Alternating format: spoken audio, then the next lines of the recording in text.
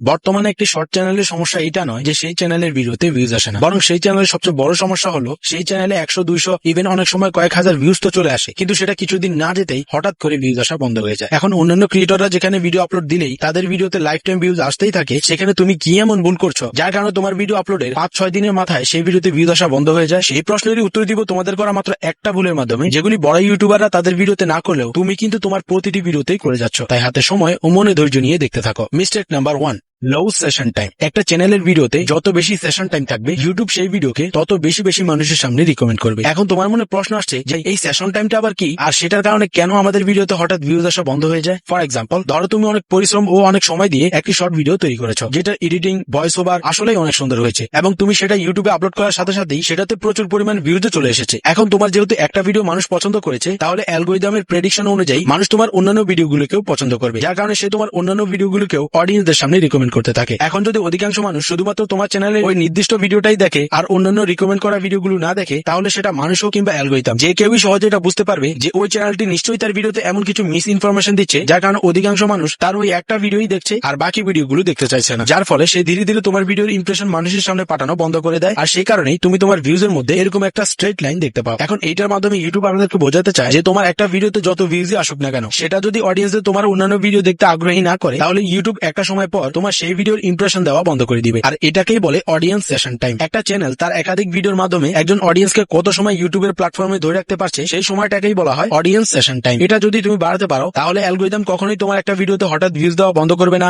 আর তোমার ভিডিওতে continuous views আসতেই থাকবে। এখন তুমি এটা তো জানতে পারলে যে সেশন টাইম বাড়াতে পারলে ইউটিউব তোমার ভিডিওকে দীর্ঘ সময় মানুষের সামনে পাঠাতে থাকবে, কিন্তু তুমি যদি এটাই না জানো যে একটি ভিডিও থেকে কিভাবে সেশন টাইম বাড়ানো যায়, তাহলে এত কিছু জেনেও তোমার কোনো লাভ হবে না। আর তাই সেশন টাইম বাড়ানোর এই 4টি ফর্মুলা তোমাকে খুব মনোযোগ দিয়ে বুঝতে হবে এবং খাতায় বা যে কোনো কিছুতে নোট করে সেটা তোমার ভিডিওতে অ্যাপ্লাই করতে হবে। ফর্মুলা নাম্বার 1, সেই চ্যানেলের প্রতিটি ভিডিও একটি নির্দিষ্ট বিষয়ের উপর তৈরি করা। ধরো তুমি বিভিন্ন সময়ে বিভিন্ন ভাইরাল বিষয়ের উপর ভিডিও তৈরি করো, তো এখন যদি তোমার বর্তমান সময়ের ছাত্র আন্দোলনের বিষয়ের একটা ভিডিও ভাইরাল হয়, তখন তার নিচে তোমার সেই পুরনো কাঁচা বাদামের ভিডিও সাজেস্ট হবে, যেটা পূর্বে কোনো একটা সময় ভাইরাল থাকলেও বর্তমানে কোনো অন্ধ মানুষও সেই ভিডিওতে ক্লিক করবে না, যার ফলে তোমার চ্যানেলের সেশন টাইম নষ্ট হবে আর তোমার ভিডিওর কোয়ালিটি অ্যালগরিদমের কাছে ডাউন হয়ে যাবে। তাই এরকম একবার এক এক রকম ট্রেন্ডিং এর উপর ভিডিও না বানিয়ে একটা নির্দিষ্ট বিষয়ের উপর ট্রেন্ডিং ভিডিও বানানো উচিত, অথবা একটা নির্দিষ্ট ক্যাটাগরির উপর থেকে ভিডিও বানানো উচিত। ফর্মুলা নাম্বার 2, পর্ব, সিরিজ বা পার্ট ভিডিও। তুমি চাইলে ইন্ডিয়ান ইউটিউবার মাঙ্কি ম্যাজিকের মতো 100 ডেজ ব্লগ চ্যালেঞ্জ নিতে পারো, অথবা অঙ্কিতের মতো 75 ডে হার্ট চ্যালেঞ্জ নিতে পারো। এই ধরনের ভিডিওগুলোর মাধ্যমে তুমি খুব দ্রুতই অডিয়েন্সদের সামনে একটি পরিচিত মুখ হয়ে উঠতে পারবে এবং মানুষ তোমার প্রতিটা ভিডিওকেই একটা চ্যালেঞ্জ হিসেবে নিবে এবং একটার পর একটা ভিডিও দেখতেই থাকবে, যার ফলে তোমার শুধু সেশন টাইমই বাড়বে না, বরং তোমার চ্যানেলের প্রতিটি ভিডিও স্বাভাবিকের চেয়ে অতিরিক্ত দর্শকদের সামনে সাজেস্ট হতেই থাকবে। এখন সিরিজ বা পার্ট বাই পার্ট ভিডিও তৈরি করে দর্শকদের দীর্ঘ সময় ধরে একটার পর একটা ভিডিও দেখানোর জন্যও একটা কার্যকরী উপায় রয়েছে, আর সেটা হলো